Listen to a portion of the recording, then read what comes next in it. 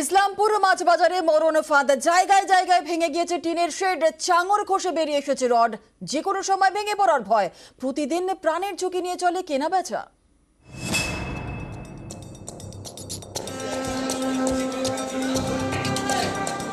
প্রায় ৩০ বছরের পুরনো মাছ বাজার রক্ষণাবেক্ষণের অভাবে বেহাল।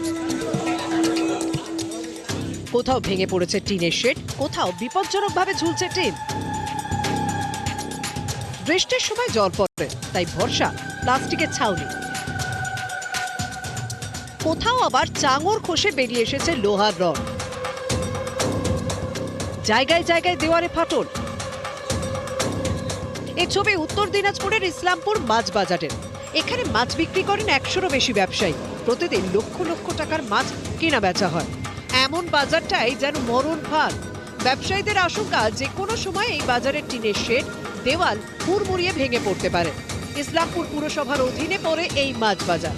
অভিযোগ, বারবার পুরসভাকে জানিয়েও লাভ হয়নি, তাই বাড়ছে ক্ষোভ। উপর থেকে দেওয়াল পড়ে আছে, ওটা দেওয়াল পড়ে পড়ে ওখানে আছে, ওখানে রাস্তার মধ্যে, রাস্তার সাইডে যদি কেউ যদি যাওয়া আসা করে, যদি পড়ে যায় তাহলে তো মানুষ তো মারা যাবে। আমরা চাচ্ছি এগুলো যদি ভালো রিপেয়ারিং হোক, এগুলো ভাঙে টাঙে ভালো করে বানানো যাক। আমরা বহুত মুসিবতে ব্যবসা করতেছি, কবে যে টিন ভেঙে পড়বে বলা মুশকিল। পৌরসভা তো দেখতেছে, জানাচ্ছে, চেয়ারম্যান বলতেছে আমাদেরকে মার্কেট অন্য জায়গায় করে দিবে। বহুদিন ধরে, প্রায় ২০ বছর ধরে এরকম হয়ে আছে। ইসলামপুরের এই মাছ বাজারে ঢুকতে ভয় পান ক্রেতারা। মাছ বাজারের অবস্থা খুবই বাজে। আজকে কয়েক বছর ধরে মাছ বাজারের ভগ্ন অবস্থা। আর মাছ বাজারে গেলে ভয় লাগে, কখন ভেঙে পড়ে যেতে পারে। তারপরে চারিদিকে নোংরা কাচড়া, গন্ধে থাকা যায় না। পৌরসভা অফিসের পিছনেই মাছ বাজার কমপ্লিট হয়ে গেছে, এখানেই সব ট্রান্সফার চলে আসবে।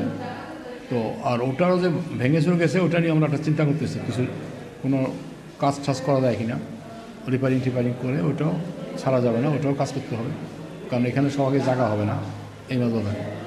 যে কোনো মুহূর্তে বড়সড় দুর্ঘটনা ঘটতে পারে বলে আশঙ্কা করছে মাছ ব্যবসায়ী থেকে শুরু করে ক্রেতারা। তবে কবে এর সুরাহা হবে, নজর থাকবে আমাদের। ইসলামপুর থেকে চঞ্চল মোদক, নিউজ ১৮ বাংলা।